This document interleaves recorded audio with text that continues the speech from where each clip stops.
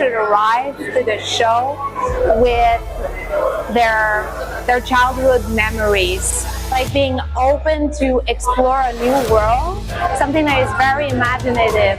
We've got our inspiration about fêtes foraines, fun houses. The Palais des Illusions is kind of a gathering of memories of those childhood elements that we've explored all when summer was arriving. I even think that it has a quick reference to La Festa Major as well. You know, when you're going with your parents, you're spending the night outside, you're seeing so many different things.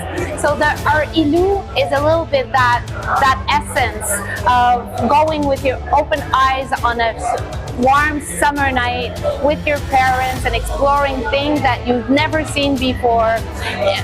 A lot of candies, a lot of sugar rush. So that's how I think that the audience should be coming to see Ilu.